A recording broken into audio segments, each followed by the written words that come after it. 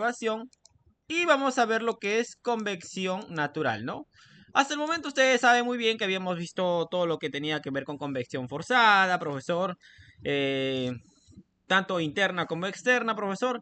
Habíamos visto que esta se debía principalmente a, a un movimiento debido a algún tipo de equipo, como puede ser la utilización de una bomba, un ventilador, entre otros, ¿no? Entonces ahora vamos a ver netamente la convección que tiene que ver con aspectos de la flotabilidad. ¿Recuerdan eso, por favor? ¿Alguna vez lo tocamos en teoría? Claro que sí, ¿no? Creo que si lo recuerdas, fue la primera clase. Entonces, vamos a hablar sobre la convección natural. Perfecto. Convección natural.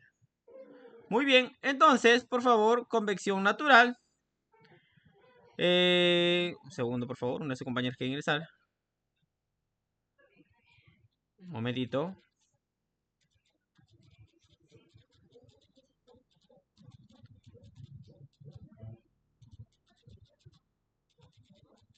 Muy bien. De casualidad rechacé la solicitud de uno de sus compañeros. Muy bien, perfecto. Entonces hablemos de la convección natural. Para eso quizás ustedes recuerden este ejemplo más simple en el cual nosotros teníamos un huevo, el cual es un huevo que se encuentra a una alta temperatura y posteriormente sabíamos que acontecían se daba lo que era tanto la conducción como la convección, ¿no? Habíamos indicado que se presentaban dos mecanismos de transferencia de calor, en este caso tanto la conducción como la convección. Y lo podemos indicar mediante la siguiente forma, por favor, atento, atento. Lo primero, hay que tener en cuenta que este huevo caliente se va a poner en contacto con un fluido que se encuentra a una menor temperatura, por lo cual al ponerse en contacto, ¿qué va a pasar? La temperatura de la superficie exterior de este cuerpo, es decir, del huevo, cae al ponerse en contacto con el fluido frío, ¿no? Justamente por lo que les indicaba, por el tema de la transferencia de calor, debido a la gradiente de temperatura que existe entre este cuerpo y el fluido. ¿Qué más? Entonces podemos indicar que el fluido que se encuentra pegado a, a la, al cuerpo, es decir, este fluido que se encuentra adherido, el fluido adyacente, ¿qué va a pasar? Va a elevar su temperatura, ¿no? Debido a la transferencia de calor por conducción. No nos olviden que cuando hablamos de convección, inicialmente lo que pasa es, ¿qué cosa? Una transferencia de calor desde este cuerpo hacia el fluido que se encuentra adherido en la superficie exterior de este huevo caliente, ¿no? Perfecto, eso que va a implicar que se eleve la temperatura del fluido, ¿no? Muy bien, muy bien. Entonces, nosotros sabemos que el fluido que se encuentra adyacente al huevo va a elevar su temperatura. Ah, pero la transferencia de calor se va a dar directamente con este fluido que a la vez posteriormente se va a calentar. Pero si nosotros miramos un poco más, tomamos una vista un poco más lejana, podemos indicar que el fluido que se encuentra más alejado del huevo quizás no sufre la misma suerte, ¿no? Aún se mantiene siendo un fluido frío, por lo cual nos toca analizar qué pasa realmente, qué pasa. Muy bien, ustedes saben que el fluido adherido al huevo se va a calentar. Esto implica qué cosa? Si tú recuerdas sus propiedades de la densidad, para una temperatura alta implica que la densidad sea más baja, ya que se relacionan de manera inversamente proporcional. Por lo cual, tú sabes que este fluido caliente va a contar con una densidad baja, pero a la vez el fluido frío que se encuentra después de este fluido caliente va a tener una densidad mayor, porque hemos indicado que la densidad y el tema de la temperatura guardan una relación inversamente proporcional. Por lo cual, de manera natural, tú sabes que en este caso, por leyes naturales, vamos a ver que este fluido caliente va a subir mientras que el fluido frío va a bajar. No se olviden, ¿ah? Por temas de leyes naturales, es decir, la diferencia de densidades que existe entre el fluido frío y el fluido caliente, implicará que este fluido caliente, que cuenta con una menor densidad, suba y el fluido frío baje, ¿no? Al tener una mayor densidad. Perfecto. Ahora, tú miras, profesor, ¿y eso se va a dar de manera continua? Claro, el paso se va a dar nuevamente. Fluido caliente sube, fluido frío baja. Se calienta ahora el fluido frío sube y luego vuelve a ingresar otro fluido que se encuentra en una menor temperatura. Pero ¿hasta cuándo se va a dar este proceso que nosotros estamos indicando? Mira, te cuento que esto va a continuar hasta que el cuerpo alcance la temperatura del fluido circundante, es decir, se alcance el equilibrio. Muy bien, hasta ahí por favor me indicas. Yomaira, Carlos, por favor con la manito nomás, Manuel, Carlos Salvatierra, Carlos, Juan Carlos, me indican. ¿Sí o no? Jesús, Jesús. Perfecto, perfecto. Muy bien. El mismo caso ustedes lo pueden revisar con este siguiente ejemplo, ¿no? Quiero indicarles que en el caso anterior nosotros teníamos un cuerpo caliente que generaba una transferencia de calor hacia el fluido frío. Ahora vamos a ver el caso contrario. Lo único que tienes que hacer tu análisis es de manera igual a lo que habíamos visto en el ejemplo 1, pero ahora estamos en un sentido contrario, ¿no? Ahora, en este caso, el cuerpo de análisis, que es esta bebida fría, se encuentra a una menor temperatura, a diferencia del fluido que se encuentra a una mayor temperatura. El análisis es el mismo. Entonces, no se olviden, por favor, esto de que un fluido caliente cuenta con una menor densidad que un fluido frío. Esto implica ¿qué cosa? Que se dé este fenómeno que habíamos indicado de la flotabilidad, en el cual el fluido caliente va a subir y el fluido frío va a subir por diferencias de densidad, y este proceso se va a dar de manera continua hasta que se alcance el equilibrio térmico. Muy bien, perfecto. Ahora, otro ejemplo que también queremos analizar, porque cuando hablamos de convección natural, también vamos a observar qué pasa con ese siguiente ejemplo. Miren, yo tengo un barco, el cual se encuentra sumergido cierta cantidad. Estoy representando esta parte del cuerpo sumergido mediante un volumen de control. Ahí está. El cual ha sido encerrado para esta parte. Entonces, vamos a representar una teoría que es muy utilizada en el conocimiento acerca de por qué los barcos no tienden a hundirse, ¿no, profesor? ¿Por qué no se hunden, no? ¿Por qué los botes no se hunden, profesor? ¿Qué pasa? ¿A qué se debe esto? Perfecto, perfecto. Todo parte de este análisis que nosotros vamos a indicar. Muy bien. Te cuento que acá tú puedes observar que tenemos dos fuerzas principalmente, la del peso y la de la fuerza de la flotabilidad. Profesor, ¿y a qué se refiere con esto de la fuerza de la flotabilidad? No es otra cosa que la fuerza que se ejerce hacia arriba un fluido sobre un cuerpo sumergido, ya sea completo o parcialmente. Y a este justamente nosotros lo conocemos como fuerza de flotabilidad, también llamado empuje hidrostático o flotación. No te olvides, es una fuerza que ejerce hacia arriba un fluido sobre un cuerpo sumergido, ya sea de manera completa o parcialmente. Te cuento que, por lo tal que acabamos de indicar, esta fuerza de flotabilidad se calcula mediante el producto de la densidad del fluido por la gravedad por el volumen del cuerpo. Quiero hacerte acá una acotación. Esta es la densidad promedio del fluido, esta es la gravedad y esta es el volumen del cuerpo, pero te cuento que este es el volumen del cuerpo sumergido. Ah, mira, en este caso solamente sería esta partecita. Profesor, pero ¿qué pasa si todo el cuerpo está sumergido? Ah, entonces tomamos el volumen total del cuerpo. Claro, claro, por favor, claro, claro, me indica Jesús, por favor. Yomaira, Carlos, Kelly, Kelly, Kelly. Buenas noches, Kelly. Me indicas Manuel. Perfecto, perfecto. Muy bien. Ahora, profesor, pero acá vemos que existe el peso, acá vemos que existe la fuerza de la flotabilidad. Entonces, ¿puede existir una fuerza neta? Sí, sí, sí.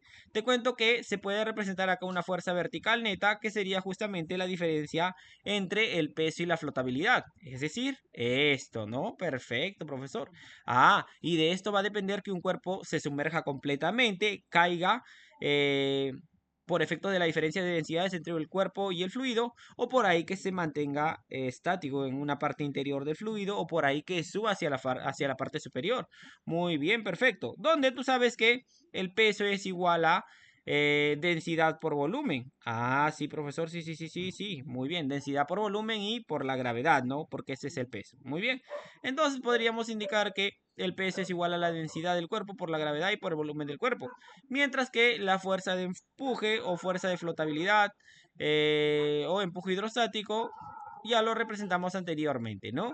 Entonces, ustedes pueden observar que en este caso, quiero recalcar nuevamente que acá nosotros estamos poniendo volumen del cuerpo, pero el volumen del cuerpo se va a considerar siempre y cuando el cuerpo esté completamente sumergido. Entonces vamos a hacer esa consideración que el cuerpo está completamente sumergido, por lo cual ustedes pueden observar que el reemplazo de los parámetros para el peso como para la fuerza de empuje incluye justamente ciertos factores que coinciden en ambos casos. Muy bien, entonces lo que voy a hacer es factorizar y al final obtener algo que es muy importante, que sería la fuerza neta, la cual está en relación a la diferencia de densidades que existe entre el cuerpo y el fluido. Muy bien, entonces de acá parte una una teoría muy pero muy importante, quizás la habrás escuchado alguna vez, llamada el principio de Arquímedes. ¿Lo escuchaste alguna vez? Claro que sí, ¿no?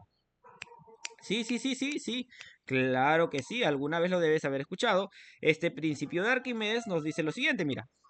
Un cuerpo sumergido en un fluido experimentará una pérdida de peso, muy bien, igual al peso del fluido que desplaza. Esto se conoce como el principio de Arquímedes, ¿no? Justamente lo que estábamos indicando de la fuerza neta. Perfecto, perfecto. No se olviden, un cuerpo sumergido en un fluido, el cuerpo que estamos observando, experimentará una pérdida de peso igual al peso del fluido que desplaza, ¿no? Que desplaza justamente, y esto se conoce como el principio de Arquímedes. Muy bien, en base a esto nosotros podemos llegar a las siguientes consideraciones, ¿no?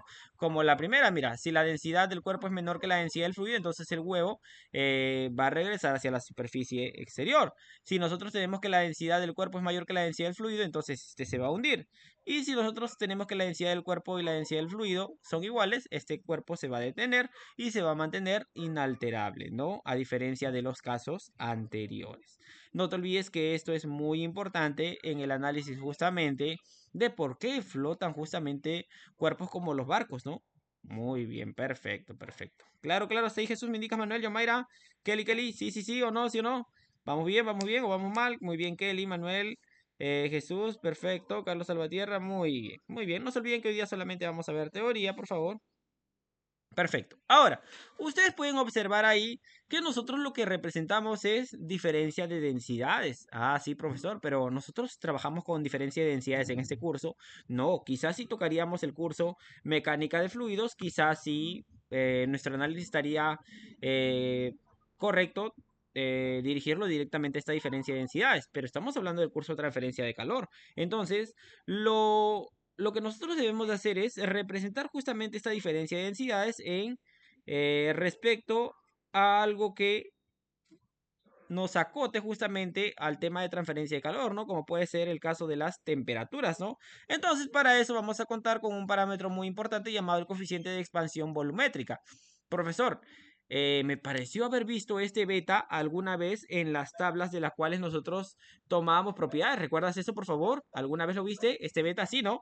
Sí, sí, se vio, ¿no? Claro, me indican, nunca lo hemos seleccionado hasta el momento, ¿ah? Hasta el momento no lo hemos utilizado, pero te cuento que ya es momento de trabajar con este.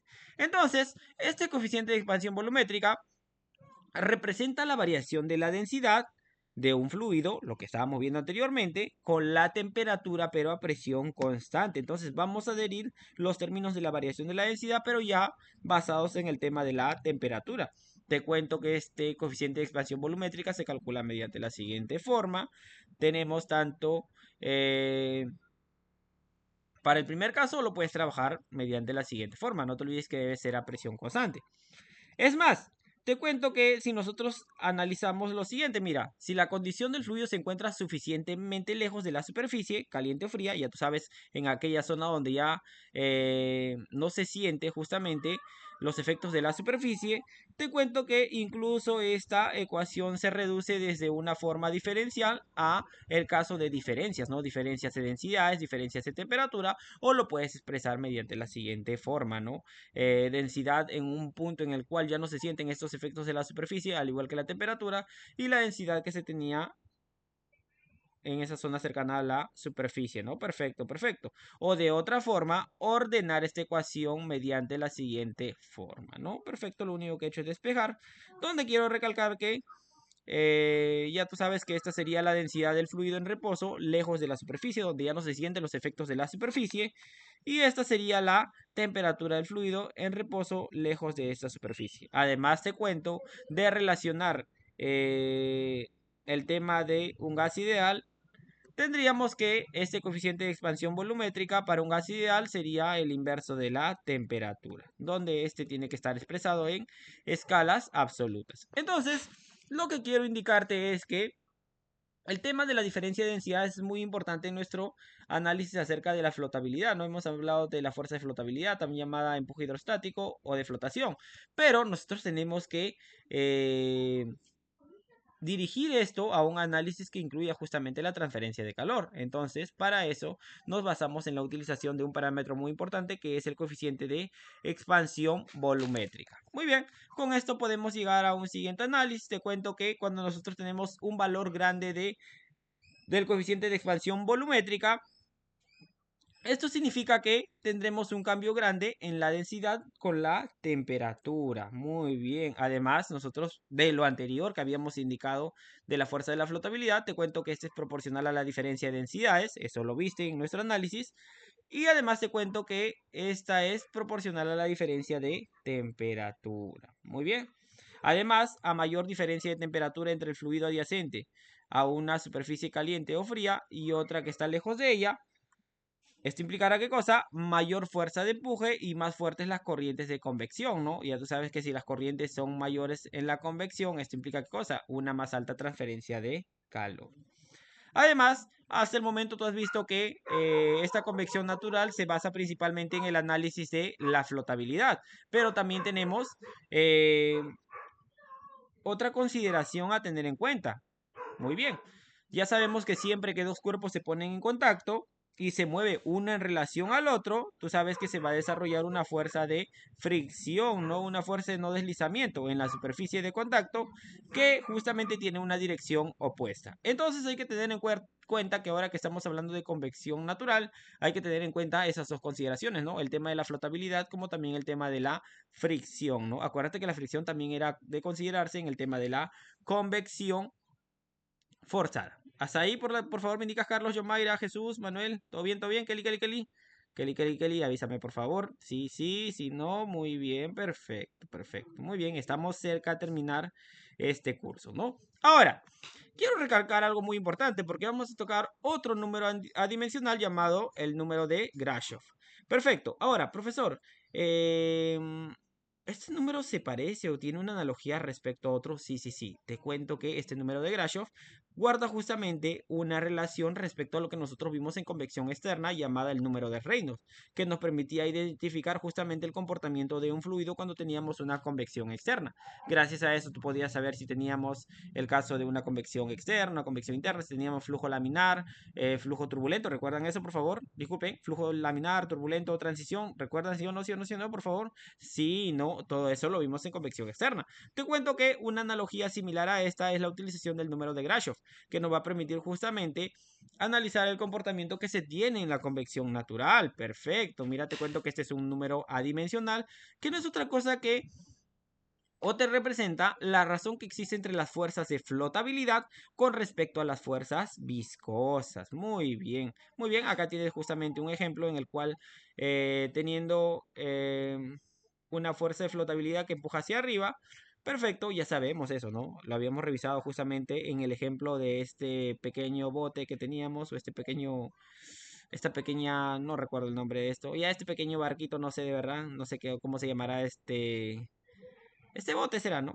Ese bote que teníamos, habíamos indicado que la fuerza de flotabilidad era una fuerza que empujaba hacia arriba, también llamada, tiene otros nombres, ¿no? Fuerza de empuje, empuje hidrostático, entre otras, mientras que sabemos que eh, se da una fuerza de fricción que justamente se opone al movimiento, ¿no?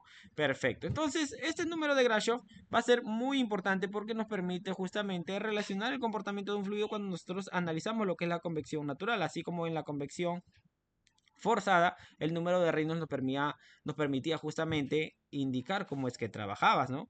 Ya sea profesor laminar, turbulento, transición, perfecto. Lo mismo lo vamos a hacer con el número de Grashof, que se calcula mediante la siguiente forma, donde G te representa la aceleración de la gravedad, este tú ya sabes que es el coeficiente de expansión volumétrica, que es el inverso de la temperatura cuando tú estás trabajando para gases ideales, este es la temperatura de la superficie, este es la temperatura del fluido suficientemente lejos de la superficie, donde ya no se sienten los efectos que tenía la superficie.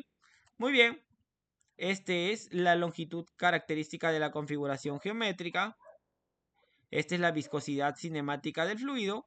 Y te quiero recalcar algo acerca de la longitud característica que hemos puesto ahí. Te cuento que esta longitud característica va a ser igual a la altura de una placa vertical y el diámetro D para un cilindro horizontal, ¿no? Perfecto, son consideraciones. Entonces, como te decía, este número de Grashof guardaba una analogía respecto a lo que nosotros habíamos visto en convección forzada respecto al número de Reynolds. Tú sabes muy bien que el número de Reynolds se representaba las fuerzas de inercia respecto a las fuerzas de viscosidad. Mira, te cuento que algo muy similar pasa con el número de Grashof. El número de Grashof lo que te representa es las fuerzas de flotabilidad respecto a las fuerzas de viscosidad, ¿no? Perfecto, perfecto. Ya tú sabes que estas rigen el régimen de flujo en una convección forzada, mientras que esta rige el régimen de flujo en una convección natural. Y esta justamente te permitía saber si el flujo era laminar o turbulento, tal como ya habíamos visto anteriormente. Perfecto, perfecto. Muy bien, además te quiero hacer una acotación muy importante. Cuando nosotros tenemos placas verticales, el número crítico de Grashof es igual a 10 a la 9. Perfecto, hasta ahí me indica Jesús. Vamos bien, Manuel, por favor, avísame, Yomaira, Kelly, Carlos. ¿Todo bien, todo bien? Ojo, ojo, quiero recalcar algo. Estamos ya en los temas finales del curso. Espero que hayas aprendido algo. Espero que este curso te haya llevado a conocer muchas cosas. Y, por favor, vamos a darles el final, ¿no? Intercambiadores de calor. Muy bien, perfecto. Te cuento que para superficies sujetas a flujo externo se puede llegar a las siguientes consideraciones basándonos en el número de Grashof para saber justamente qué efectos son más preponderantes, ya sea la convección natural, quizás la convección natural es dominante, quizás la convección forzada es dominante o quizás la consideración de ambos sería muy importante. Para eso justamente vamos a trabajar mediante la siguiente forma. Mira, si tú tienes el número de Grashof dividido entre Reynolds al cuadrado mucho mayor a 1, podemos indicar que los efectos de convección natural son dominantes. Si por ahí tienes que esa misma relación, pero ahora mucho menor a 1, los efectos de convección forzada son dominantes, mientras que en el caso de que se tenga una igualdad o muy cercano a 1, podemos indicar que los efectos de convección natural y forzada son preponderantes, ¿no? Es decir, se consideran ambos, a esta se le conoce como convección mixta o combinada. Muy bien, perfecto. Muy bien, entonces hemos hablado de el caso de la convección natural, hablamos de acerca de la flotabilidad y su preponderancia que tiene justamente en la convección natural. Hablamos del número de Grashof y su analogía respecto al número de Reynolds. Hablamos del coeficiente de expansión volumétrica, profesor. Muy bien, hasta ahí creo que todos estamos bien. Entonces, vayamos a el análisis de la convección natural sobre superficies. Muy bien, sobre superficies. Te cuento que en la convección natural, el tema de la transferencia de calor sobre una superficie va a depender de distintos aspectos, como es el caso de la configuración geométrica, la variación de temperatura sobre la superficie y las propiedades termofísicas del fluido. Vamos a analizar distintos casos. Ojo. Además, te cuento que el análisis de la convección natural es muy complejo, por lo cual se nos hace muy difícil encontrar lo que son relaciones analíticas sencillas. Entonces, las principales correlaciones que nosotros vamos a revisar se han basado en estudios experimentales. Muy bien, te cuento que en este caso el número de Nusselt, el número promedio de Nusselt se va a calcular mediante esta ecuación que por ahí incluye términos que tú conoces, como son el coeficiente de transferencia de calor por convección, la longitud característica, la conductividad térmica, el número de Grashof, el número de Prandtl, pero acá hay términos que nosotros no conocemos, ¿no? Como este de acá, profesor, ¿qué me representa este? El número de Rayleigh. Mientras que el valor de n me representa un exponente constante y el valor de c me representa un coeficiente constante. Quiero recalcar algo muy importante. Esto se va a determinar basándonos en qué tipo de geometría estamos analizando, entre otras cosas. Muy bien. Los valores de c y n dependen de la configuración geométrica de la superficie y del régimen del flujo. En un momento vamos a ver justamente de qué depende esto. Bueno, en base a valores numéricos. Y mientras que el número de Rayleigh se puede calcular mediante esta ecuación, ¿no? Ya lo que puedes ver acá es algo que tú ya conoces, el número de Grashof, el número de Prandtl, la gravedad, el coeficiente de expansión volumétrico, temperatura de superficie, temperatura del fluido, en el cual ya los efectos de la superficie no son considerados, la viscosidad cinemática, longitud característica, entre otros. mediante esa forma se va a determinar lo que es el número de Rayleigh. Además, quiero recalcarte que n va a ser igual a un cuarto. Ahí está, siempre y cuando nosotros trabajemos en flujo laminar. N va a ser igual a un tercio. Si nosotros trabajamos en un tercio, vamos a tener un flujo turbulento y C normalmente es menor que 1. Perfecto, perfecto. Entonces, como habíamos indicado, analizar la convección natural sobre superficies depende justamente del tipo de configuración geométrica que se tenga.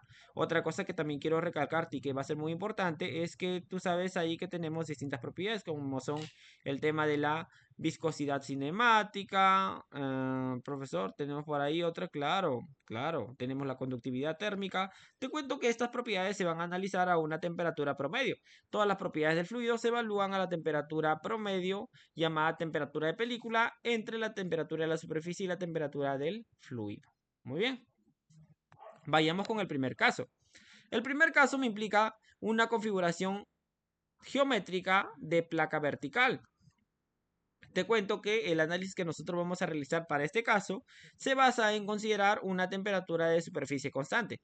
Ya tú lo has visto esto anteriormente, ¿no? Trabajamos principalmente basado en dos conceptos, temperatura de superficie constante o flujo de calor constante. ¿Recuerdan eso, por favor? Jesús, me indicas, Manuel, Yomaira, Carlos, Kelly, ¿sí o no?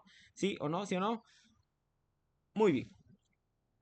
Entonces, miren, vamos a analizar la primera configuración geométrica llamada placa vertical, basada en una temperatura de superficie constante, donde la longitud característica es igual a la longitud de esta placa. Perfecto. Entonces, acá lo principal va a ser determinar el número de Rayleigh, para que tú veas qué cosa, en qué rango estamos. Mira, este es en un rango de 10 a la cuarta y 10 a la 9, o de 10 a la 10 a 10 a la 13, entonces va a ser muy, pero muy importante determinar lo que es el número de Rayleigh, para que tú sepas qué ecuación utilizar.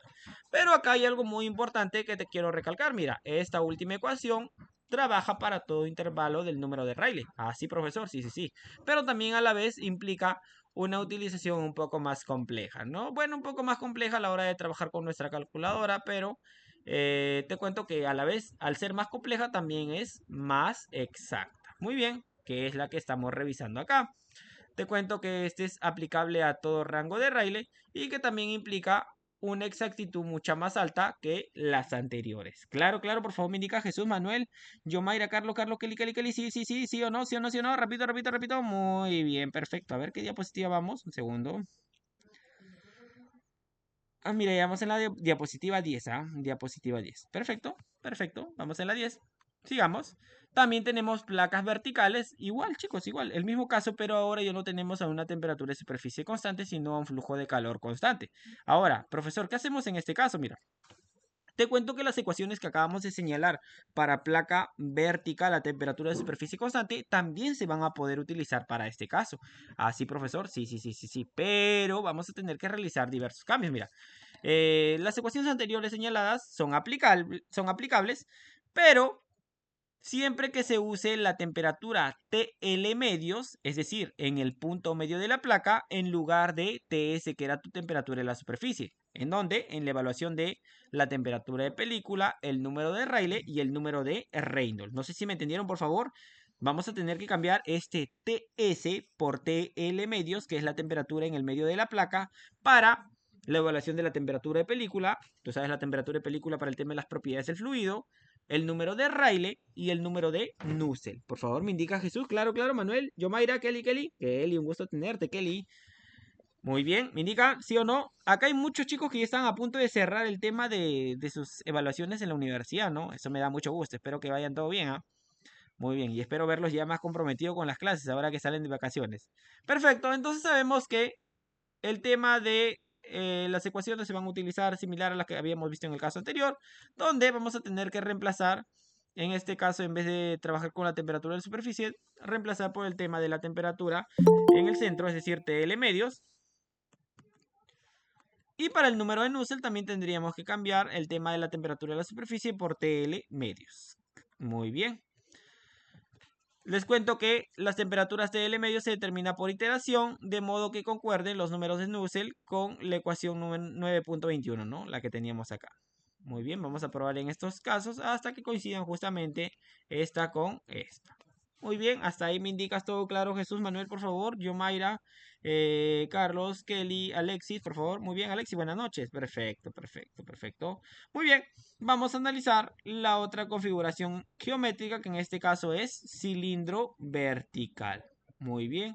Además, te cuento que acá se puede hacer, se puede realizar ciertas consideraciones para facilitar lo que es este cilindro vertical. Te cuento que si la superficie exterior del cilindro vertical también se puede tratar como si fuera una placa vertical. Sí, sí, sí, sí, sí. Pero esto siempre y cuando el diámetro del cilindro es suficientemente grande. Ojo, solo en esos casos podemos considerar que este cilindro vertical, trabajarlo como si fuera una placa vertical. ¿Cuándo, profesor? Cuando el diámetro del cilindro es suficientemente grande. Entonces, los efectos de la curvatura justamente se vuelven despreciables, ¿no? Despreciables. Ahora, profesor, ya, usted me está diciendo diámetro del cilindro suficientemente grande, pero ¿cuánto es que debe valer el diámetro? Entonces, ¿cómo yo puedo hacer esa consideración, profesor, de considerar que el diámetro es realmente grande? Mira, vamos a considerar siempre y cuando tú tengas un diámetro mucho mayor a lo que estamos señalando, ¿no? 35L, el número de Grashof, elevado a la 1/4. Perfecto. En ese caso, de, de cumplir con la consideración que te acabo de indicar, vas a poder considerar a este cilindro vertical como una placa vertical, ¿no? Una placa vertical, sí, sí, sí, sí, sí. En este caso, de satisfacer con estos criterios que estamos señalando, ya se puede utilizar las mismas relaciones que hemos visto en placa vertical aplicado a cilindros verticales. Muy bien. Acá justamente tenemos el cilindro vertical. Profesor, pero no hay ecuación para el número de Nusselt. ¿Qué pasó? Ya te he dicho, una vez que tú comprobaste justamente esta relación en la cual tú ya descartaste los efectos de la curvatura, porque el diámetro era tan grande en el cual nosotros podíamos considerar una placa vertical en vez de un cilindro vertical. Una vez que ya comprobaste eso, vas a poder utilizar las ecuaciones que hemos visto para placa vertical. Claro, claro, Jesús Manuel, me indicas. Yo, Mayra, por favor. Yo, Mayra, a ver, me indicas, por favor, Kelly, Kelly, Kelly, Kelly. Vamos bien, Alexis, Carlos. Muy bien, perfecto. Ah, quiero recalcar algo. Este tema lo hice bastante rápido, bastante rápido. A diferencia de los otros que me tardó bastante. ¿Cómo se llama? El otro. Intercambiadores de calor lo hice bastante rápido. Lo hice en 4 horas, ambos. Bueno, cada uno. Perfecto, perfecto. Entonces eso es para cilindro vertical. Ahora, profesor, pero ¿qué pasa cuando las placas son inclinadas, profesor? Porque puede presentarse una placa inclinada. Sí, sí, sí, puede ser que tengamos una placa inclinada como la que tú puedes observar, en la cual tenemos justamente una placa inclinada formándote un ángulo respecto a la vertical, un ángulo llamado teta. ¿Qué más, profesor? ¿Qué más tenemos acá? Una fuerza neta que está empujando hacia arriba, pero en este análisis tú sabes que nosotros vamos a tener que descomponer las fuerzas respecto a una fuerza y a una fuerza X, ¿no? Basándonos en este ángulo, ya tú sabes, F coseno de teta, F seno de teta, ya tú sabes esas razones que tú trabajas. Entonces, acá se presentan distintos casos. Miren, voy a analizar el primer caso y el segundo caso, que sería eh, cuando la placa caliente es fría. En este caso solamente vas a invertir tu análisis. Mira, vamos con el primer caso. Cuando se tiene una placa inclinada caliente en un ambiente más frío, vamos a observar lo que va a pasar en este momento. Mira, te cuento que en la superficie superior el componente FY inicia el movimiento hacia arriba. Como consecuencia se forman columnas que ustedes pueden ver. Mira, en este caso cuando tenemos una placa caliente y este está en un ambiente más frío, ¿qué va a pasar? Esta fuerza Y justamente va a empezar el movimiento hacia arriba. Eso que forma estas columnas que nosotros estamos viendo, columnas de agua, ¿no? Perfecto, perfecto, perfecto. Otra cosa que también quiero ver es que esta fuerza X va al favor del movimiento, lo que implica justamente la formación de esta capa límite que tú puedes observar aquí. Muy bien, entonces el espesor de la capa límite y la resistencia de transferencia del calor decrecen y aumenta lo que es la razón de transferencia de calor. Muy bien. Ahora, profesor, ¿y qué pasa si nosotros tenemos el tema de una placa fría y un ambiente más caliente? Te cuento que sucede lo inverso. En este caso, el tema de la capa límite queda en la parte superior en la parte superior y esta queda a la vez intacta, ¿no? Mientras que en la parte de abajo sucede justamente lo que habíamos visto en la parte de arriba. Muy bien, cuando se tiene una capa límite, cuando la capa límite permanece intacta, ya sea para el ejemplo de placa caliente o placa fría, la superficie superior de una placa caliente o la superficie superior de una placa fría, entonces vamos a poder determinar lo que es el número de Nusselt basándonos en las relaciones de placa vertical. Ah, profesor, sí. Te cuento que se va a utilizar nuevamente las ecuaciones que habíamos visto en placa vertical. Muy bien. Pero esta consideración se va a basar justamente en reemplazar el tema de la gravedad en relación al número de Rayleigh por gravedad coseno de teta para un ángulo menor a 60 grados. Muy bien, perfecto. Entonces ahora vayamos a el tema de placas horizontales. Acá también se pueden presentar dos casos. Vamos a presentar un caso y el otro caso implicará justamente un análisis muy similar. Esta vez he puesto ambos. Ahora, ¿qué pasa si nosotros tenemos una superficie caliente en un ambiente más frío? La fuerza neta, ustedes saben que en este caso va a actuar hacia arriba, forzando el fluido caliente a subir. Muy bien, lo que podemos ver ahí, mira. Si la superficie caliente está en la parte de arriba, perfecto, de esta placa, el fluido calentado sube con libertad, induciendo fuertes corrientes de convección natural. Y ya tú sabes que si tenemos fuertes corrientes de convección natural, esto implica una mejor transferencia de calor o una transferencia de calor más eficaz. Ahí lo puedes ver, mira. Mira cómo se va hacia arriba, ¿no? Perfecto, sin ningún problema. Pero el problema radica justamente cuando la superficie caliente está hacia abajo. En este caso, la placa va a bloquear, muy bien, pero el fluido caliente a la vez va a terminar guardando un comportamiento muy similar al que habíamos visto anteriormente. Pero, va a haber un pero. Las ciertas cantidades de partículas que están adheridas por esta parte se van a detener, ¿no? Mientras que las otras sí van a pasar hacia la parte superior sin ningún tipo de dificultad. Muy bien, te cuento que en este caso hay distintas ecuaciones y para determinar lo que es el número de Nusselt, también basado en un intervalo de Rayleigh, disculpe, y donde una característica principal va a ser justamente trabajar con esta tabla, ¿no? Que ya la hemos venido utilizando anteriormente. Lo único que he hecho es desglosarla para cada caso. En este caso tenemos para la superficie caliente, ¿no? Profesor, ¿se van a utilizar nuevamente las ecuaciones de placa vertical? No. Acá sí tiene sus ecuaciones particulares, mira. Va a depender del número de Rayleigh, que tú puedas determinar el número de Nusselt basándote en las tres ecuaciones que tenemos acá. Ojo, depende del intervalo de Rayleigh. Pero también quiero recalcarte algo muy importante, que en este caso el tema de la longitud característica para este tipo de superficies horizontales se va a calcular mediante la siguiente forma, ¿no? Donde quiero recalcarte que este AS me representa el área de la superficie horizontal y este P el perímetro. A tener en cuenta eso, por favor, a tener en cuenta eso. Muy bien. Por último, vayamos a ver lo que es cilindros, vayamos a ver lo que es cilindro horizontal y esferas. Muy bien. Te cuento que acá hay una particularidad. Mira, te cuento que en este caso, cuando nosotros tenemos estos cilindros horizontales, la capa límite, acá tenemos un cilindro caliente, mira, la capa límite se empieza a desarrollar en la parte de abajo. Mira, acá tú puedes verla. Muy bien, aumentando cada vez su espesor a lo largo de la circunferencia y formando una columna ascendente en la parte superior. Ojo, este es para un cilindro caliente. Si tuvieras por ahí un cilindro frío, la consideración se da de manera contraria. Muy bien, perfecto. Entonces, quiero recalcarte que cuando nosotros tenemos este tipo de cilindro horizontal isotérmico, el número de Nusselt promedio se va a calcular mediante la siguiente forma. Muy bien.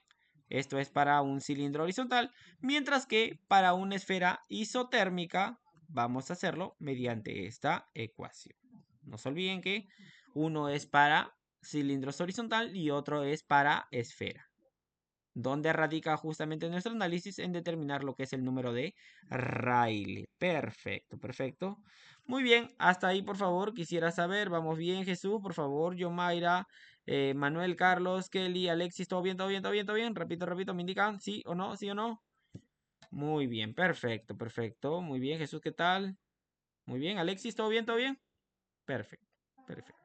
Muy bien. Ahora, profesor, usted me ha hablado esto de la capa límite, profesor, la capa límite, y sabíamos, profesor, cuando hablamos en convección externa, profesor, cómo es que variaba la velocidad desde la superficie, profesor, que teníamos una velocidad igual a cero y cómo esta posteriormente iba cambiando mientras nos íbamos alejando de la superficie. Profesor, la temperatura, usted me dijo en convección forzada que la temperatura era igual a la temperatura de la superficie, y posteriormente cómo iba variando la temperatura hasta que llegamos a un punto en el cual ya la temperatura no se veía afectada por condiciones de la superficie. Ahora, profesor, ¿cómo trabajamos en convección natural? Mira, fácil, mira. Acá vamos a tener perfiles típicos de velocidad y temperatura para un flujo de convección natural. Se representa mediante esta forma, donde te quiero indicar que todo esto me representa la capa límite, pero sin duda algo que quiero resaltar en este caso es que el espesor de la capa límite va a aumentar en dirección del flujo, ¿no? El flujo es acá, hacia arriba, por lo cual tú estás viendo justamente que la capa límite está aumentando en esa dirección. Otra cosa que también quería recalcar es que, a diferencia de lo que nosotros veíamos en convección forzada y donde decíamos que la velocidad por efectos de no deslizamiento era igual a cero acá, y posteriormente esta iba aumentando, aumentando, muy bien. En este caso, en convección natural, sí, la velocidad en la parte de la superficie es igual a cero y va a ir aumentando posteriormente hasta que va a llegar un momento en el cual ya los efectos de la velocidad no van a ser considerados, es decir, en este caso ya la velocidad va a ser igual a cero. Muy bien, esto difiere de lo que habíamos visto anteriormente, ¿ah? Ojo con eso. Muy bien, tal como te decía, en la superficie la temperatura del fluido, acá también mira, eh, tenemos una temperatura igual a la temperatura de la superficie y posteriormente esta va a ir cambiando hasta alcanzar una temperatura en un lugar muy lejos en el cual ya los efectos de la superficie ya no son considerados, ¿no? Quizás acá el tema más a recalcar es la parte del perfil de velocidad, ¿no? A diferencia de los casos anteriores donde teníamos una velocidad igual a cero por efecto de no deslizamiento, ahora estamos viendo un caso quizás similar, pero observando que posteriormente en la parte final de la capa límite vamos a tener una velocidad igual a cero, ¿no? Cómo es que llega a su punto máximo y posteriormente cómo decrece, ¿no? Perfecto. Ahora te cuento que esto es para cuando se tiene una superficie caliente, pero ¿qué pasa, profesor, si tenemos superficies frías? Mira, te cuento que las formas de los perfiles de velocidad y de temperatura siguen siendo los mismos, pero ahora su dirección se invierte. Muy bien, perfecto, perfecto. Perfecto. En este caso la temperatura de la superficie ya no iría en esta forma, ¿no? Ya no decrecería, sino aumentaría, ¿no? Porque ahora el otro cuerpo es frío, mientras que el fluido es caliente. Kelly, claro esto, por favor, Alexis y Omaira, no se olviden, ¿ah?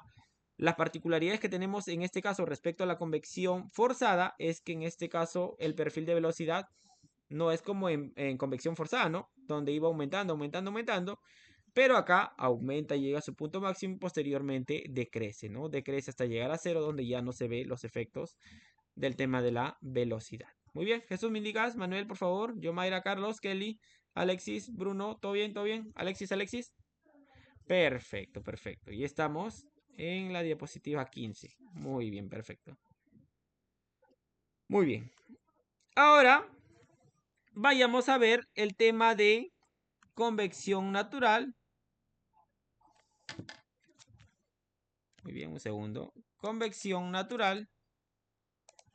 Perfecto. Convección natural. Ahí está. Desde superficies con aletas y PCB, ¿no? Que no es otra cosa que tableros de circuitos impresos. Perfecto. Ahora, quiero recalcar algo, mira. Cuando las placas están calientes, con una temperatura de superficie menor a la temperatura del fluido, el fluido ambiente entra en el canal desde el extremo inferior, se eleva a medida que se calienta por efecto de la flotabilidad y el fluido calentado sale del canal por el extremo superior. Lo que podemos ver más o menos acá, ¿no? Como es que tenemos, tenemos un fluido que ingresa posteriormente se va elevando a medida que se calienta y por efectos de la flotabilidad justamente sale por la parte superior, ¿no? Quiero recalcar algo muy importante en este caso, que este análisis se va a basar justamente en ver si estamos trabajando con el tema de aletas o con el tema de un tablero de circuito impreso. Mira, las placas pueden presentar el tema de las aletas de sumidero de calor, perfecto, o puede ser el tema de un tablero de circuitos impresos. Te cuento que estas trabajan principalmente bajo la consideración de placas isotérmicas, mientras que estas trabajan bajo la consideración de placas con isoflujo, es decir, a un flujo de calor constante. Muy bien, muy bien. Ahora, ¿qué pasa si nosotros tenemos estas placas que tú puedes observar? ¿Qué pasa si nosotros tenemos placas verticales suficientemente largas? Mira, si tenemos placas suficientemente largas, este flujo en canal completamente desarrollado después de la unión de la capa límite, es decir, miren, nosotros vamos a tener justamente cómo es que se va a ir formando esta capa límite, perfecto, hasta que se van a llegar a unir y posteriormente vamos a tener un flujo completamente desarrollado en este canal, perfecto. En este caso, la convección natural, es decir, cuando tengamos placas verticales suficientemente largas, la convección natural se va a trabajar como un flujo en un canal.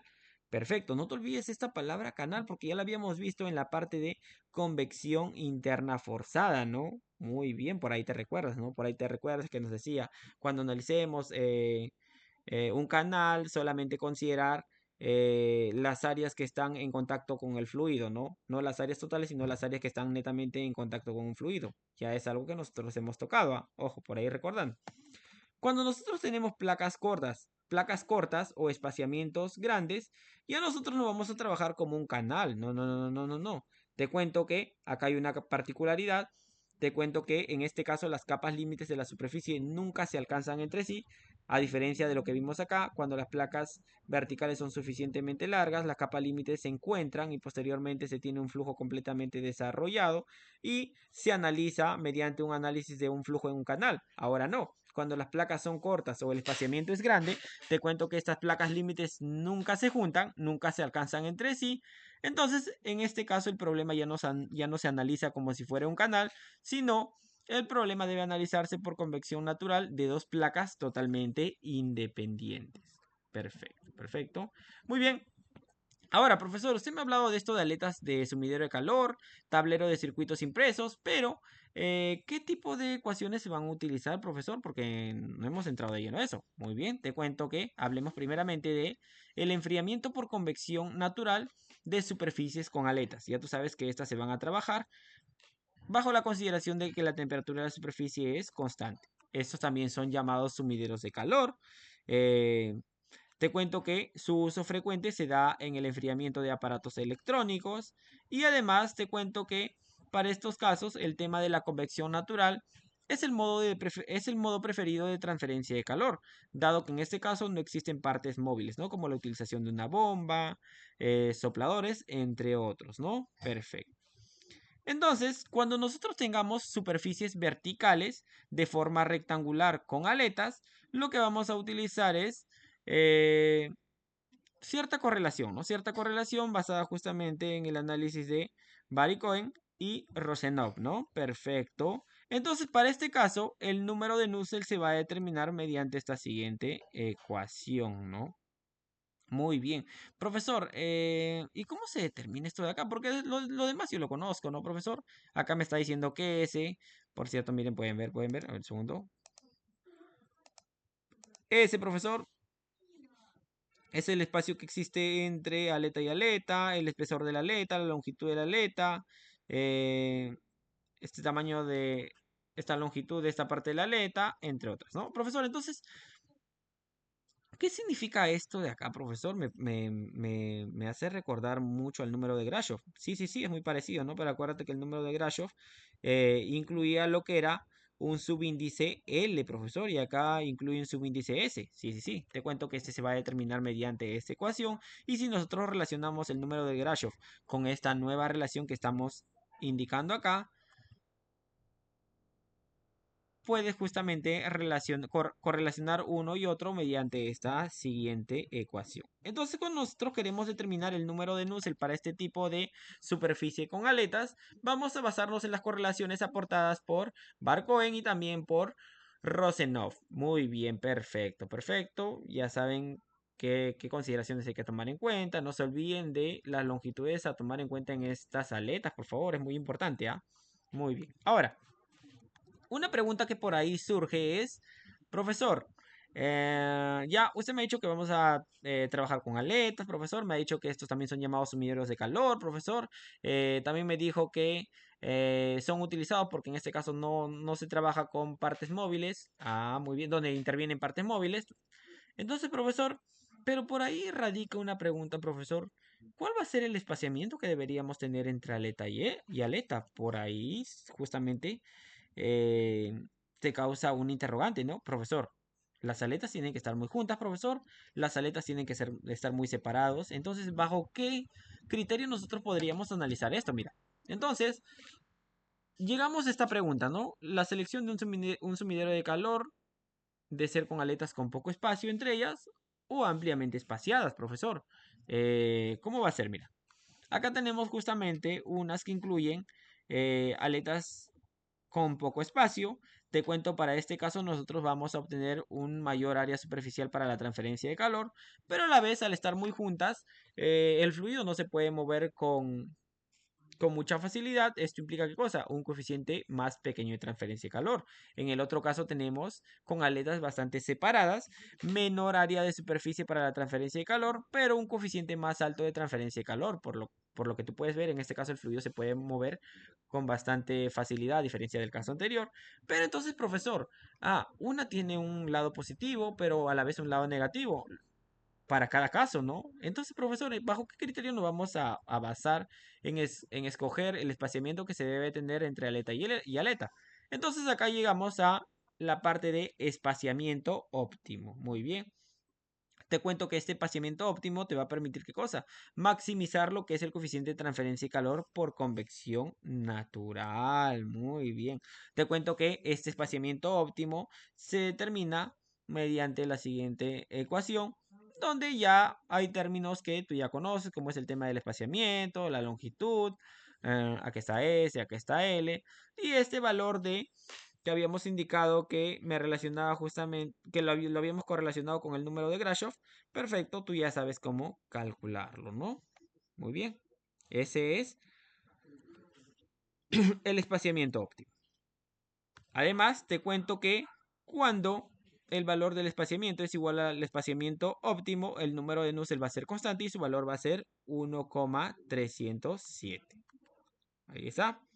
Entonces vas a reemplazar lo que es el espaciamiento por el espaciamiento óptimo y la razón de transferencia de calor se va a poder calcular mediante esta ecuación, donde por ahí quiero recalcar algunos términos que por ahí no conoces, como es el valor de n, bueno, la longitud h, ya tú sabes que eso viene del tema de las aletas, pero por ahí, profesor, lo que no conozco es n. Mira, te cuento que n no es otra cosa que el número de aletas en el sumidero de calor.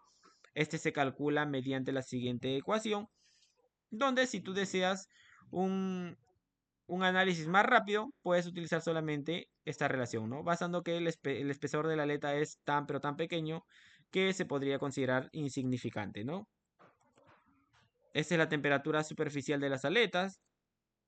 Y te cuento que todas las propiedades del fluido deben de evaluarse a una temperatura promedio. ¿Qué temperatura promedio? La media aritmética entre la temperatura de la superficie y la temperatura del fluido. Listo, este es para el caso de enfriamiento cuando se tiene en la superficie aletas, ¿no? Ahora vayamos a analizar el otro caso, ¿no? El otro caso, un enfriamiento por convección natural. Perfecto, un enfriamiento por convección natural, pero para el caso de tableros de circuitos impresos, ¿no? Ya habíamos indicado que este se acentúa más a la consideración de trabajar con un flujo de calor constante. Perfecto, muy bien. Te cuento que estos arreglos son circuitos impresos que se usan en sistemas electrónicos y se tienen a considerar como placas paralelas sujetas justamente a un flujo de calor uniforme, ¿no? Además, en este caso nosotros no podemos hacer la consideración que habíamos visto anteriormente, de una temperatura de superficie constante. No, no, no, no, no.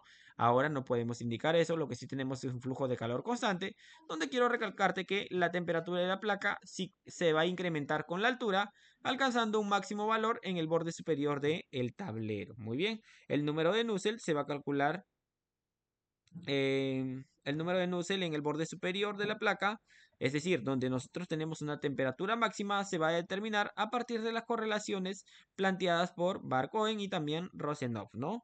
Perfecto, que es justamente esta ecuación. Muy bien, y acá tienes las medidas que nosotros vamos a tener que utilizar, ¿no?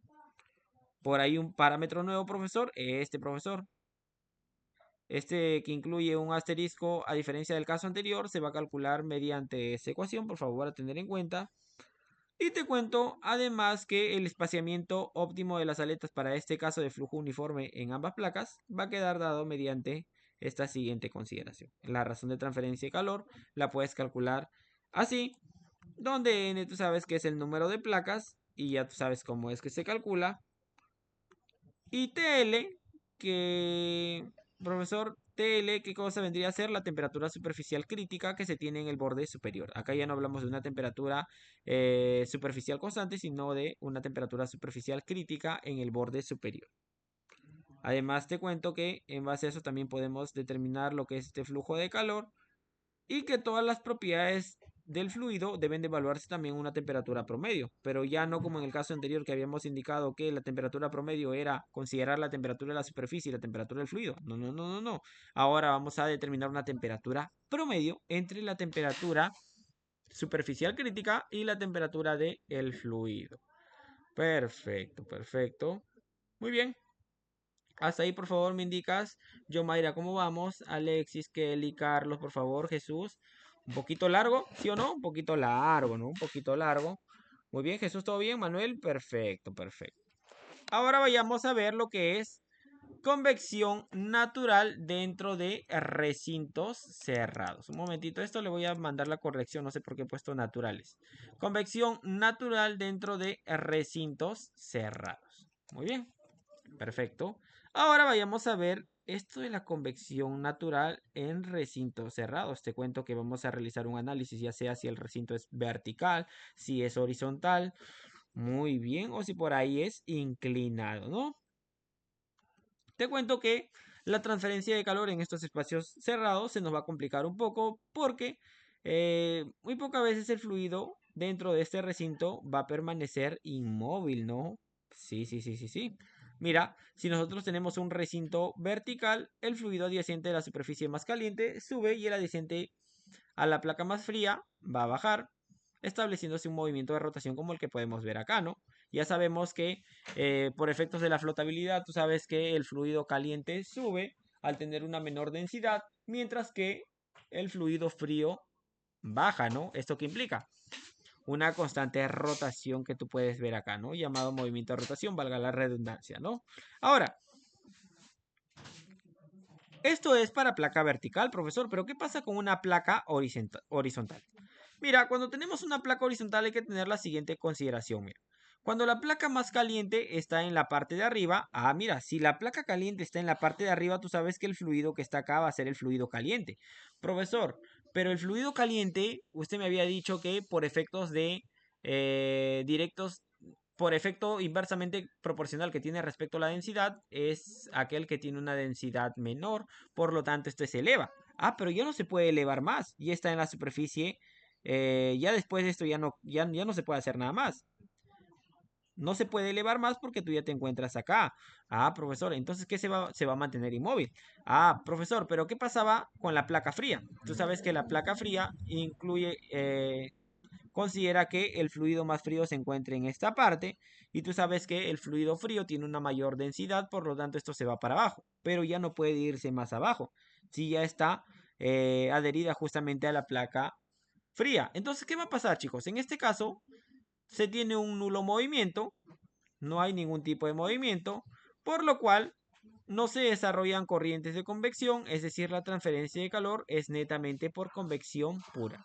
Por lo tanto, el número de Nusselt es igual a 1. Siempre y cuando, no te olvides, la placa caliente esté en la parte de arriba, por lo tanto el fluido caliente al tener una menor densidad debería subir, pero ya se encuentra en la parte superior. No se puede mover. Lo mismo pasa con la placa fría.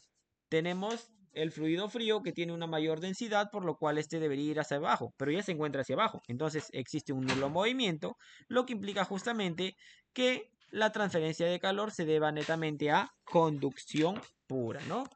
A diferencia de que cuando la placa más caliente se encuentra en la parte de abajo, entonces al tener una densidad menor va a querer subir.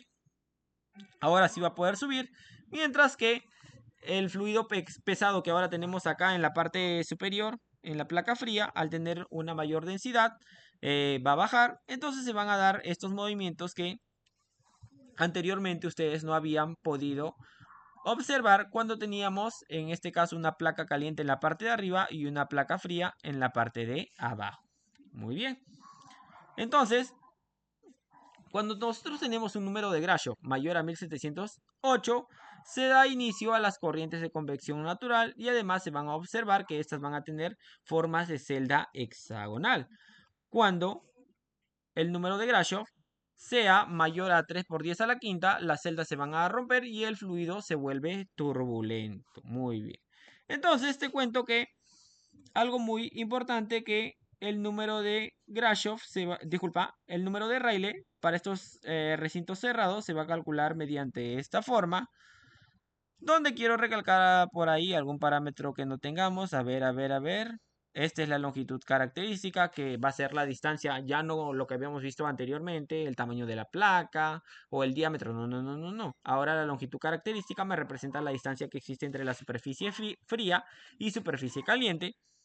Esta es T1 y T2, no es otra cosa que la temperatura de la superficie fría y la temperatura de la superficie caliente, y que las propiedades se van a evaluar a una temperatura promedio. En este caso, la temperatura promedio sí varía de lo que habíamos visto anteriormente, es la temperatura promedio de las superficies caliente y fría.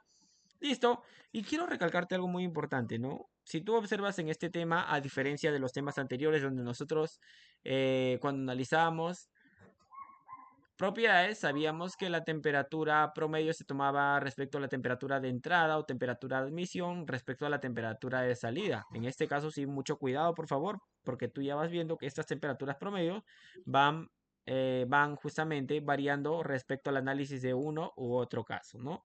Hay que tener en cuenta esa consideración. Muy bien. Eh, Hablemos también del tema de la conductividad térmica efectiva. Nosotros sabemos que el número de Nusselt es una relación que existe respecto al coeficiente de transferencia de calor, la conductividad térmica y la longitud. Sí, sí, sí, sí, sí. Además, tú sabes que cuando nosotros tenemos el número de Nusselt, nos lleva a determinar el coeficiente de transferencia de calor por convección y a la vez determinar la tasa de transferencia de calor mediante esta ecuación. Así, profesor. Pero si tú deseas, esto lo puedes expresar mediante esta forma. Profesor, ¿es lo mismo? Claro que sí es lo mismo. Porque tú sabes muy bien que el número de Nusselt te permite relacionar el coeficiente de transferencia de calor por convección, la conductividad térmica y la longitud. Acá lo estoy reemplazando, por favor. Tengan en cuenta que he hecho absolutamente lo mismo. Muy bien, solamente he reemplazado lo que es el coeficiente de transferencia de calor por convección por su equivalente, ¿no? Perfecto. Además, tú sabes que la razón de conducción estacionaria de calor de uno a otro lado de la capa se expresa mediante la siguiente forma.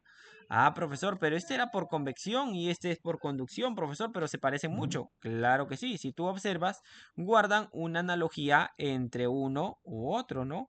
Muy bien, profesor, a ver, área de la superficie, diferencias de temperatura, longitud característica, profesor, pero acá no existe el número de Nusselt. Mira, mira, mira, mira.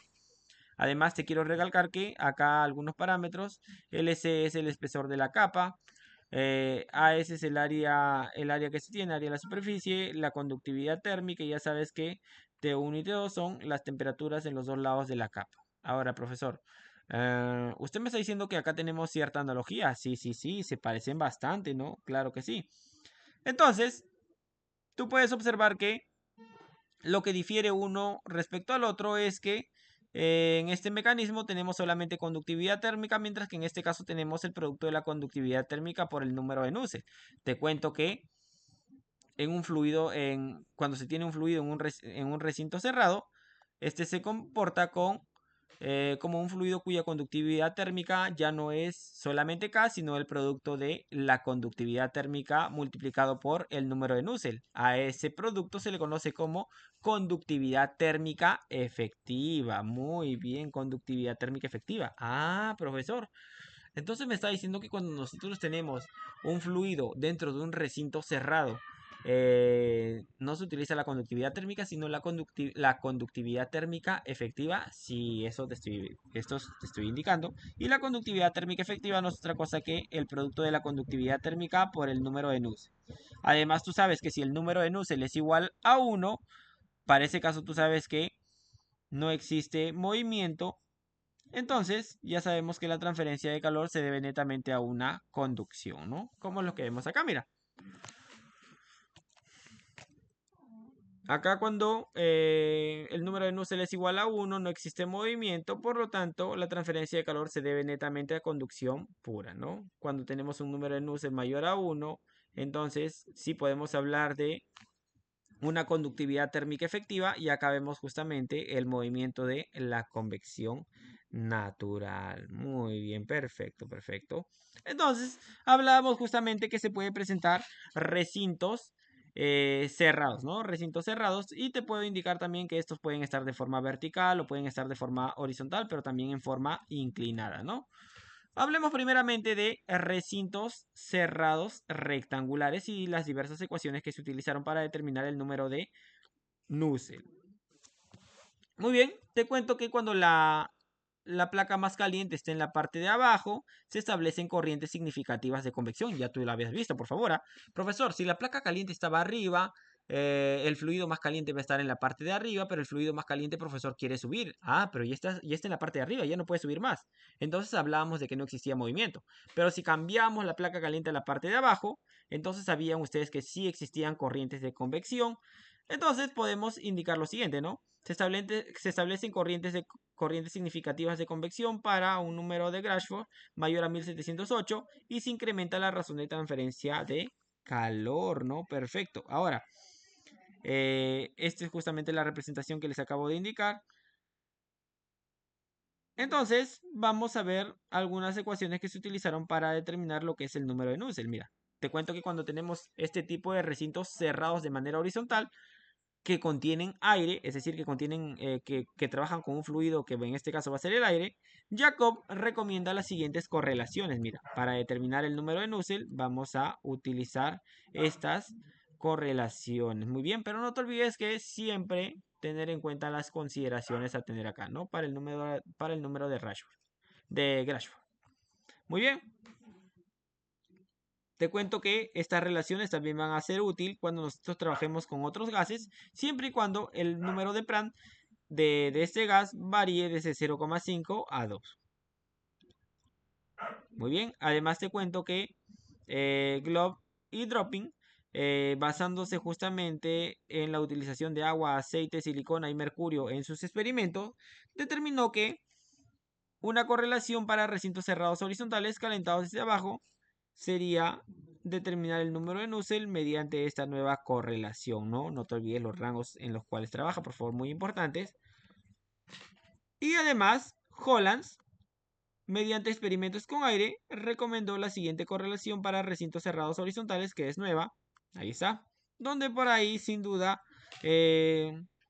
un parámetro muy importante que tú logras observar acá es que cuentan con signos positivos positivos.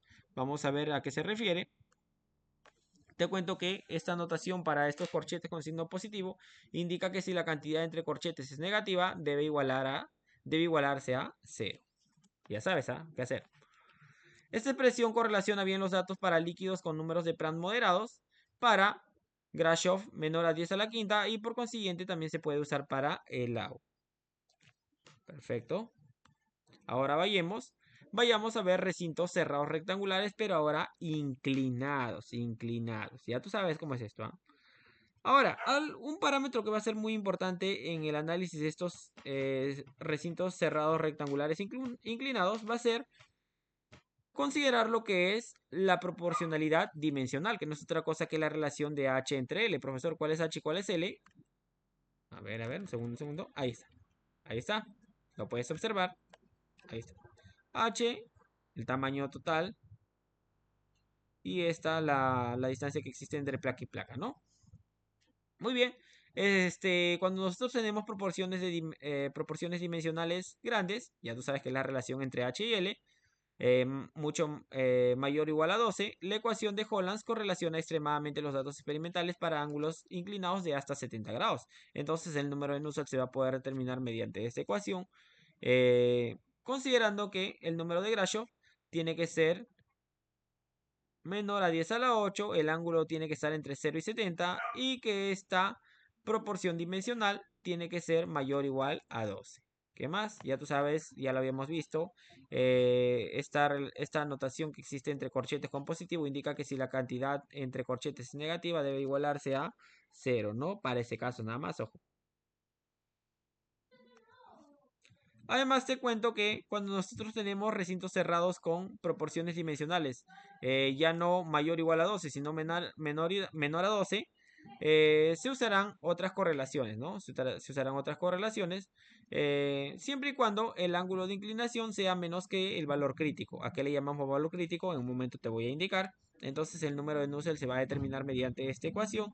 Profesor, pero acá usted me dice siempre y cuando el ángulo de inclinación sea menor que el valor crítico. Acá vas a encontrar lo que es el valor crítico en esta tabla. El ángulo crítico. Que está justamente... A ver, un segundo. Ahí está. Entonces, acá puedes leer lo que son los ángulos críticos basados en la proporción dimensional que existe entre H y L, ¿no? Perfecto, perfecto. Por lo tanto, ya tú sabes más o menos cómo trabajar. Mientras que también existen recintos cerrados rectangulares verticales. En este caso, a ver, no. Me pasé. Ah, aquí está, ¿no? Muy bien. Me pasé a recintos cerrados rectangulares verticales antes de terminar con este.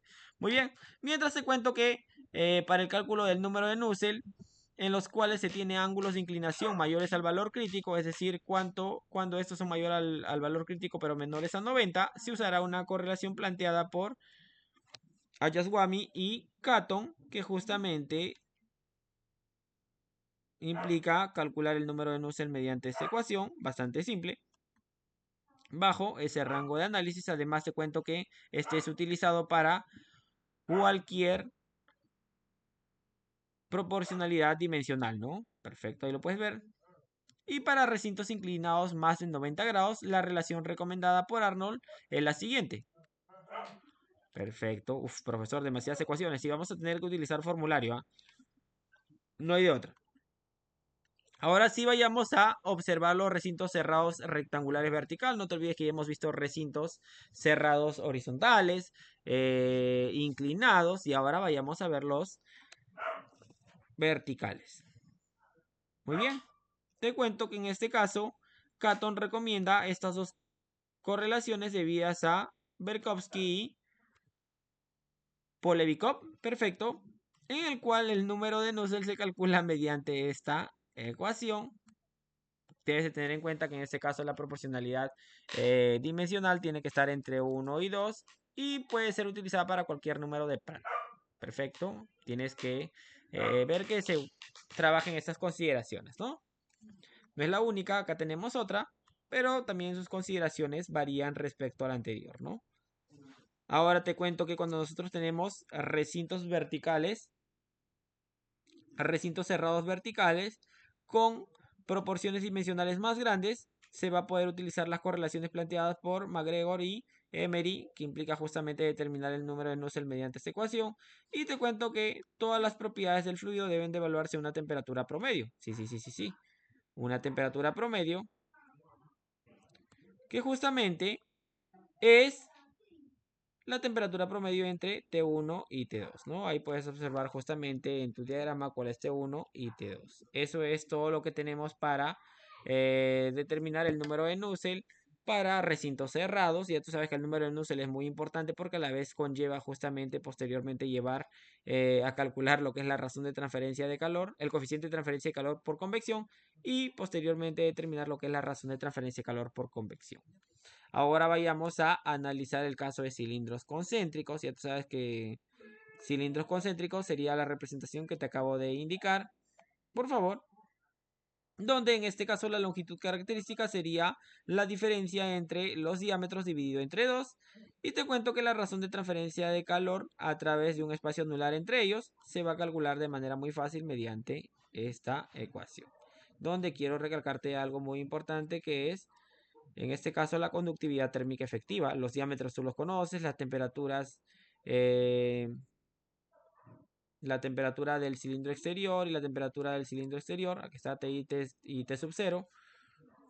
Y te cuento además que existe una relación recomendada para determinar esta conductividad térmica efectiva, la cual fue planteada por Hollands y Rayleigh, el cual justamente incluye determinarla mediante la siguiente forma, ¿no? No te olvides que esto es netamente para cilindros, ¿no? Donde por ahí algo nuevo que podamos ver acá, profesor, conductividad térmica efectiva, el número de Grashof. Profesor, ¿y esto de acá qué se llama? Ah, te cuento que eso se conoce como el factor geométrico, el cual es específico para cilindros concéntricos, para este caso que estamos analizando, y se determina mediante esta ecuación. Perfecto. Voy a poner acá algunas consideraciones. Si nosotros tenemos el producto de este factor geométrico por el número de Grashof menor a 100, las corrientes por convección natural son despreciables, es decir, tenemos el caso de conductividad térmica efectiva igual a la conductividad térmica, ¿no? Ya tú sabes que esto se cumple también para el número de Nusselt igual a 1, es decir, no existe movimiento, ¿no? Además, te cuento que esta conductividad térmica efectiva no puede ser menor que la conductividad térmica, por eso debemos hacer una conductividad térmica efectiva igual a la conductividad térmica si la conductividad térmica si la razón entre la conductividad térmica efectiva y la conductividad térmica sea menor a 1. Además, te cuento que todas las propiedades del fluido van a evaluarse también una temperatura promedio, y esta temperatura promedio va a ser la temperatura de el cilindro, de los cilindros concéntricos, ¿no? Tanto el interior como el exterior. Muy bien, esto es todo para cilindros. Ahora vayamos a ver el caso de esferas concéntricas. Para esferas concéntricas isotérmicas, te cuento que la razón de transferencia de calor a través de la brecha que existe entre ellas por convección natural se va a determinar mediante esta ecuación, donde la longitud característica nuevamente vuelve a ser una diferencia de densidades de diámetros dividido entre 2. Y además, tú puedes observar que en este caso necesitamos determinar lo que es la conductividad térmica efectiva, no te preocupes.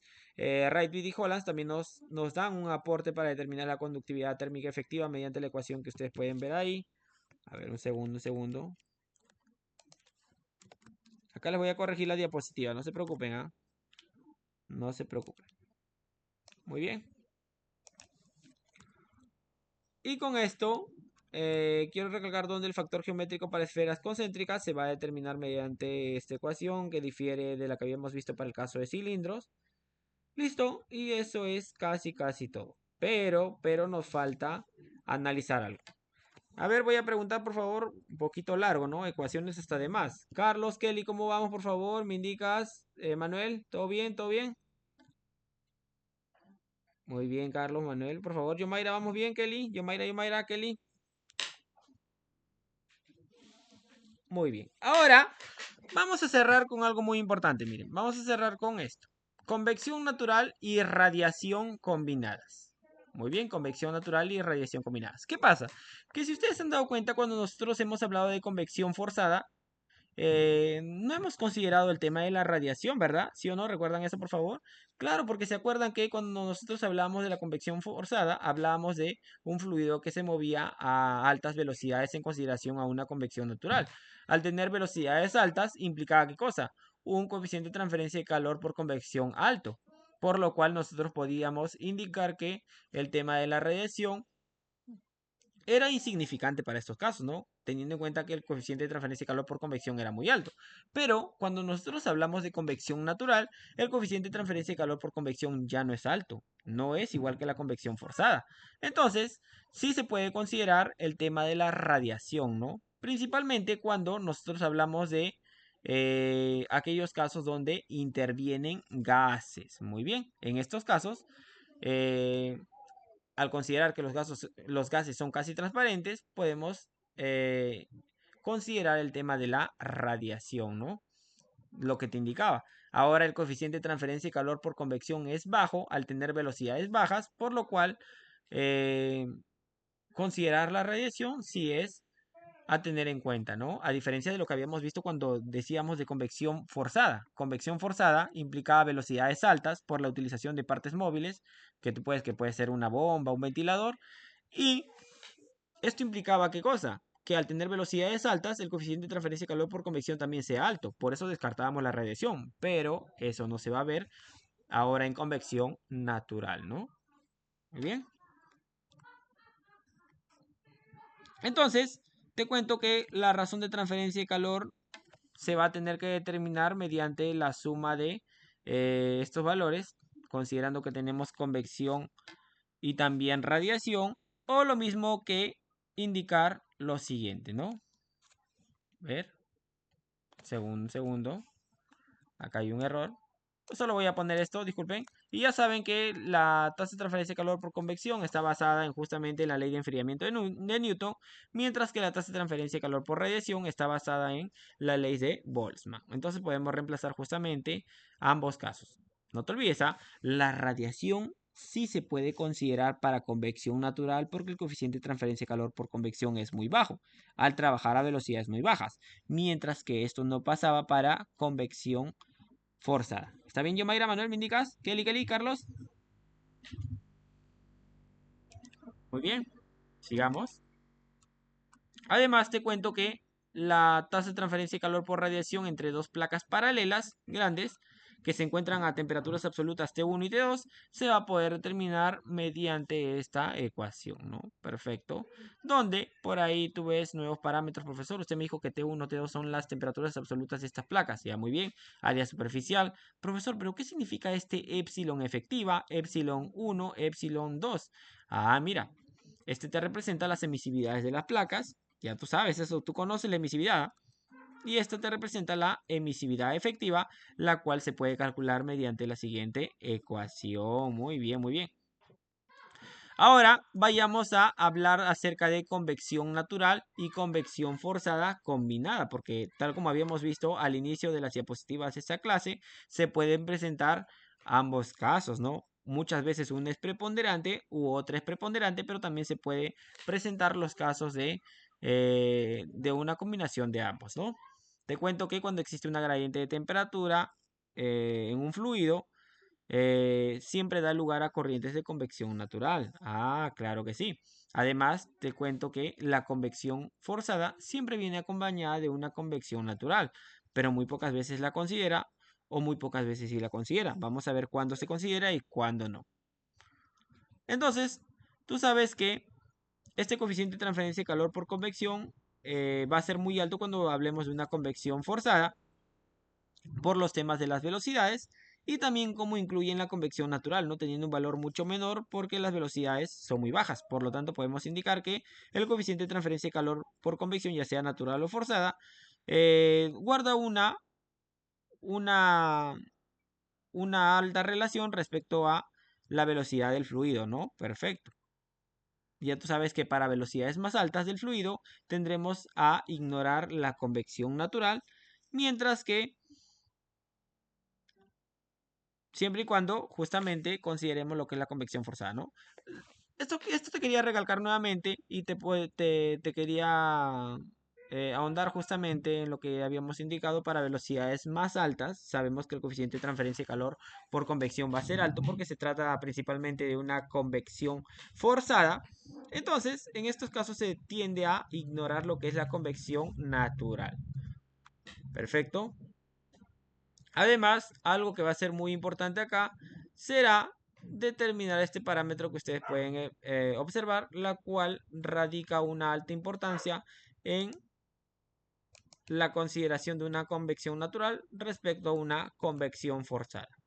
Este va a ser un criterio para valorar la magnitud que tiene una convección natural en presencia de una convección forzada. Te cuento que si este parámetro que estamos incluyendo acá es menor a 0,1, la convección natural se puede despreciar.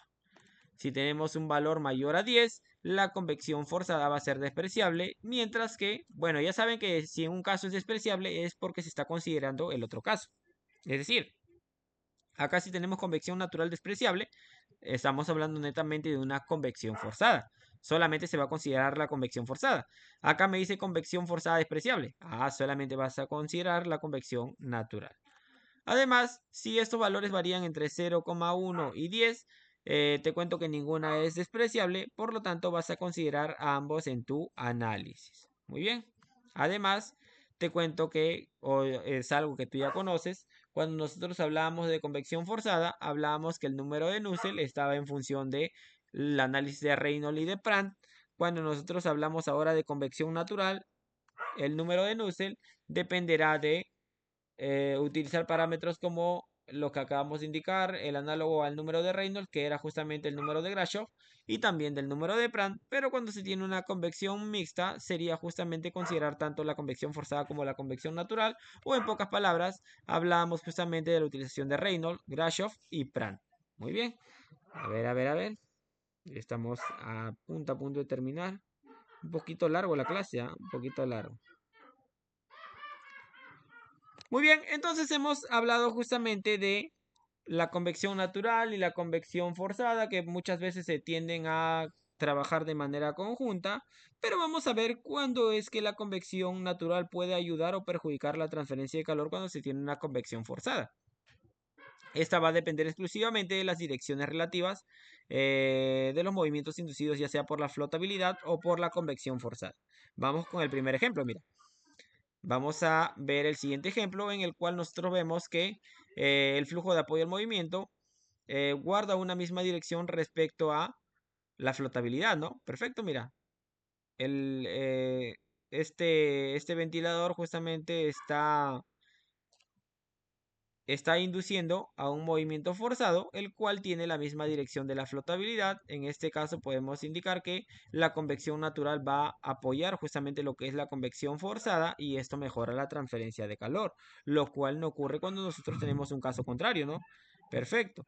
En este caso, indicando que se tiene una placa fría, ya tú sabes que si la placa es fría, ¿qué implica?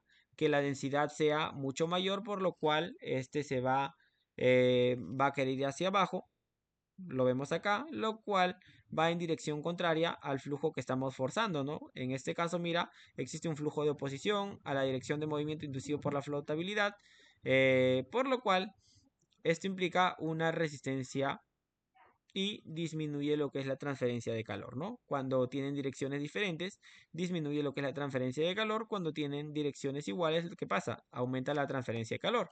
Y por último tenemos el caso en el cual este flujo forzado podemos indicar que es perpendicular al fluido en movimiento, ¿no? Al flujo de flotabilidad. En este caso, esto induce un mejoramiento de mezclado de fluido y de este modo también la transferencia de calor. Entonces hemos hablado ya en la última parte del curso, disculpen, en la última parte del tema, de la presencia de una relación combinada entre convección natural y convección forzada.